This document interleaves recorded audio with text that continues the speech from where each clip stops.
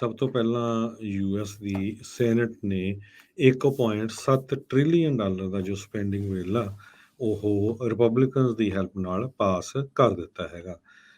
ਕਹਿੰਦੇ ਵੀ ਇਹਦੇ ਨਾਲ ਸਤੰਬਰ 2023 ਤੱਕ ਯੂਐਸ ਗਵਰਨਮੈਂਟ ਦੇ ਕੋਲ ਇਨਫ ਮਨੀ ਹੋਊਗਾ ਆਪਣੇ ਜਿਹੜੇ ਪ੍ਰੋਜੈਕਟਸ ਆ ਜਿੱਥੇ-ਜਿੱਥੇ ਮਨੀ ਉਹ ਯੂਜ਼ ਕਰਦੇ ਉਹਨਾਂ ਦੇ ਲਈ। ਰਿਪਬਲਿਕਨ ਲਾ ਮੇਕਰਸ ਨੇ ਇਮੀਗ੍ਰੇਸ਼ਨ ਪਾਲਿਸੀ ਦੇ ਉੱਤੇ ਵੀ ਕਾਫੀ ਰੌਲਾ ਰੱਪਾ ਪਾਇਆ।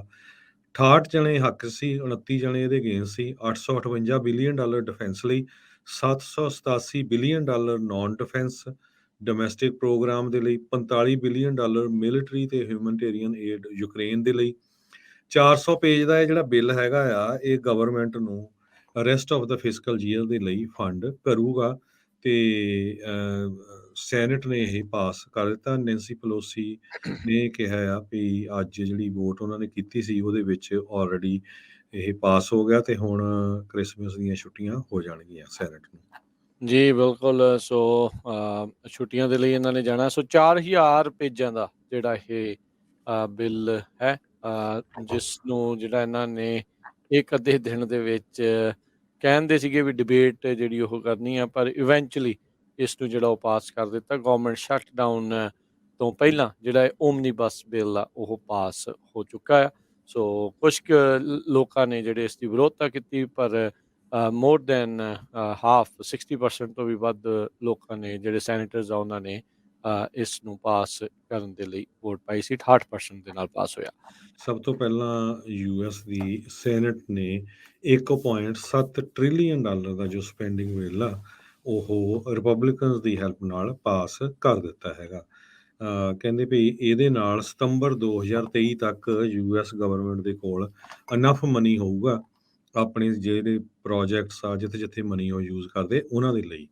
ਰਿਪਬਲਿਕਨ ਲਾ ਮੇਕਰਸ ਨੇ ਇਮੀਗ੍ਰੇਸ਼ਨ ਪਾਲਿਸੀ ਦੇ ਉੱਤੇ ਵੀ ਕਾਫੀ ਰੌਲਾ ਰੱਪਾ ਪਾਇਆ। 68 ਜਣੇ ਹੱਕ ਸੀ, 29 ਜਣੇ ਇਹਦੇ ਅਗੇਂਸਟ ਸੀ। 858 ਬਿਲੀਅਨ ਡਾਲਰ ਡਿਫੈਂਸ ਲਈ, 787 billion dollar non defence domestic programme ਦੇ ਲਈ, 45 ਬਿਲੀਅਨ ਡਾਲਰ ਮਿਲਟਰੀ ਤੇ ਹਿਊਮਨਟੇਰੀਅਨ ਏਡ ਯੂਕਰੇਨ ਦੇ ਲਈ।